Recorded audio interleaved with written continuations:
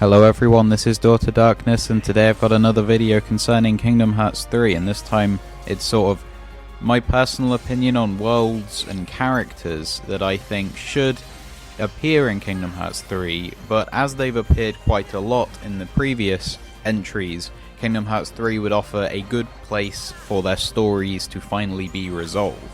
So yeah, this could be a world which has appeared a lot, or characters where we've seen their story right from day one from Kingdom Hearts 1. Basically, yeah, it's just the worlds and characters that I think should have their last hurrah in Kingdom Hearts 3 to finally give a conclusion to their storyline for the next, saga to sort of continue without them. And by the way, I'm not going to say anything about the main story. I'm guessing, Xehanort and all that is going to come to a resolution. I don't want to talk about that.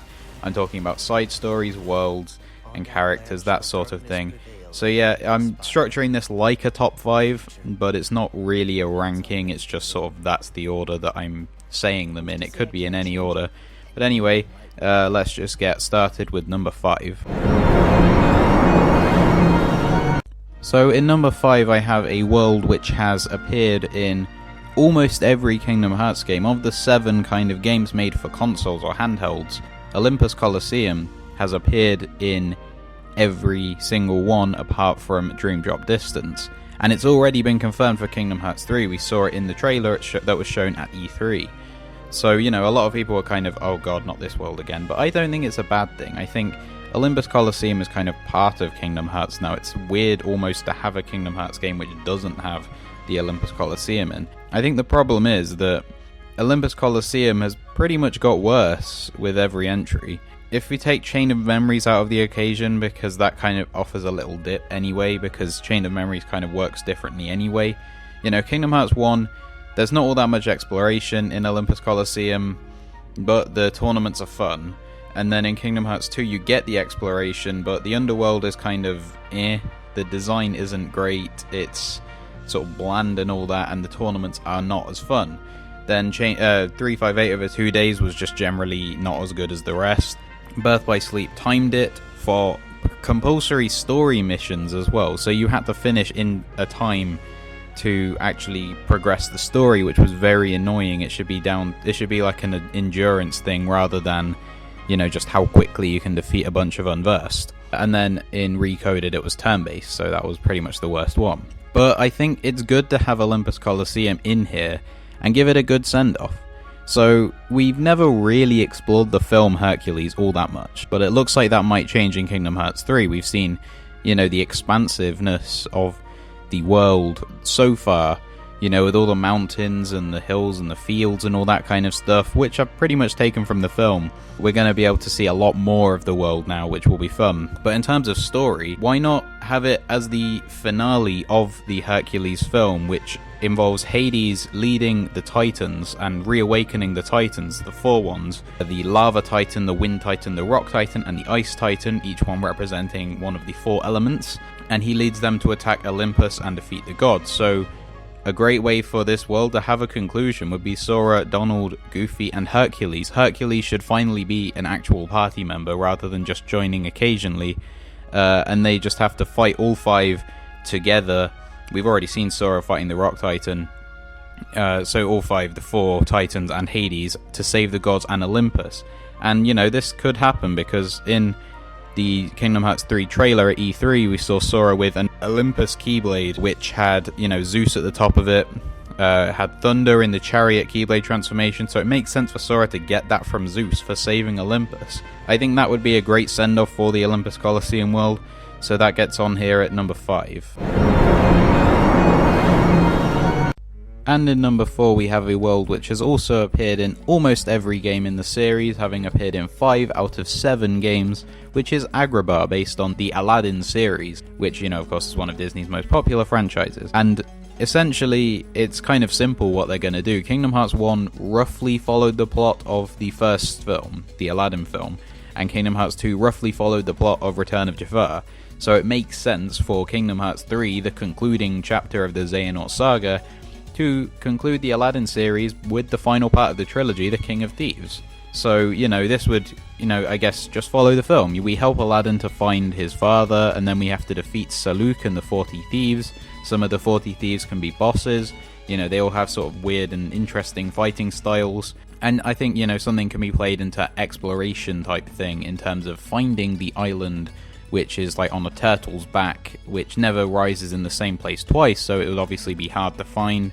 So that can add a lot of exploration value to the world. And, please let us explore the palace this time too, because I'd always wanted to do that. Like, right from when I was younger playing Kingdom Hearts, I always wanted to go into the palace. So I'd really love to be able to do that at Agrabah this time. Yeah, so, in terms of a story, it's a good conclusion to Aladdin's story for us to help Aladdin to find his father. And then, the farewell for Sora, Donald, and Goofy can be Aladdin and Jasmine's wedding. Maybe they leave as Kasim, who is Aladdin's father, and Iago also leave, and then they can give some sort of message to them, like, follow your heart or something like that, rather than being criminals or whatever. And, it could also give an opportunity to have some sort of tribute to Robin Williams. Robin Williams, of course, was never in Kingdom Hearts, but, every person who voiced Genie other than him were kind of taking their inspiration from him, and he was the one who kind of brought the character to life originally. So it would make sense to have some sort of tribute to him in the world, if there's any way they can do it. If they can find a way to give a tribute to Robin Williams in the Agrabah world, then that would be a nice touch. So yeah, I think with the story of the King of Thieves finishing with Aladdin's wedding would be a good way for the Agrabah story to finally conclude. So it gets here at number 4. In number 3, we have the Hollow Bastion Restoration Committee, which have been a part of Kingdom Hearts right from the start. Donald and Goofy were sent to find Leon, Sid was the first person that Sora met when he left his world, and so on. So they've been an important part of the story for the whole time, as Hollow Bastion, or Radiant Garden, has been. It's also one of my favourite worlds. That, again, has also appeared in most games. It's the home of most of the Final Fantasy characters, so it's a very important world to the Kingdom Hearts story, and will probably return later in some form as Radiant Garden. However, I think the Restoration storyline and the storyline of Leon, Yuffie, Aerith, and Sid should be concluded. It would make sense, as a kind of resolution to the story for Radiant Garden to be restored to the City of Light that it was in Birth by Sleep. So yeah, this is one of the most important side stories of the game, and it would kind of be good to finally get a kind of ending to the story where we see Hollow Bastion return to the Radiant Garden that it once was. Completely. Maybe this would involve a return to Space Paranoids, maybe not, but either way I think Radiant Garden should be fully restored and these characters can finish their role. They've been a great addition to the Kingdom Hearts storyline so far, but maybe all good things have to come to an end, so it would make sense for these characters to have their end. Maybe even we get to fight with them all again as we did in Kingdom Hearts 2. Just one final fight to help to finally restore Hollow Bastion to Radiant Garden. At the same time, maybe it would be interesting to take Kairi to Radiant Garden. I mean, that's her home world, so it would be interesting for Sora to take Kairi there, with it being restored to what it once was. So that could add an interesting dimension. Of course, there will be Final Fantasy characters throughout the future of Kingdom Hearts, but maybe the roles of these can be replaced by others in later games. For example, Sid could be replaced by Cindy from Final Fantasy VII or something like that. These have been a great addition to the Kingdom Hearts storyline, but all good things come to an end, so I think the Hollow Bastion Restoration Committee should have a final and last hurrah, I guess, in Kingdom Hearts 3. So it gets on here at number 3. And now we go to one of the most popular worlds in the Kingdom Hearts series, but again one which has appeared in a lot of games and maybe for some people is getting a bit old. This is of course Halloweentown, which first appeared in Kingdom Hearts 1 and has also gone on to appear in Kingdom Hearts 2, as well as other games. So it's possible that there's been a bit of overkill for this. I mean, Halloweentown is based on The Nightmare Before Christmas, which, while it's a great film, it's just one 90-minute film that so many world appearances have been based on. There's only so many times we can have Jack trying to make a good Halloween, or trying to steal Christmas or whatever. But there is a lot more to this universe than just what was shown in the film. The first scene of the film shows you a bunch of trees, like the ones to Christmas Town and Halloween Town, which, they have the symbols of other holidays. So, Easter, Thanksgiving, St. Patrick's Day, and other holidays like that. So maybe there could be a single threat that threatens the whole world, not just Halloweentown or Christmas Town, whether that's a returning Oogie Boogie or something worse like Xehanort wanting to use it for something. It would be good to explore all of these other holiday worlds and get them to have to come together to defeat a single threat. And maybe this could also bring along the side story of Jack having attraction to one of the other holidays. Maybe he wants to try and take Easter for himself or something this time. I don't know, but it could add an interesting dimension to it. And I think that there is so much more to this world than we've seen in any medium so far. So there's no reason why we can't go and explore these other holiday worlds in Kingdom Hearts 3. And I think that would make a good conclusion to the story of Jack Skellington and the rest at Halloweentown. So yeah, that's just my thoughts on that, so it gets here at number 2. And in number 1 we go to pretty much the two most iconic characters in Final Fantasy, and two of the most iconic characters in gaming, Cloud and Sephiroth.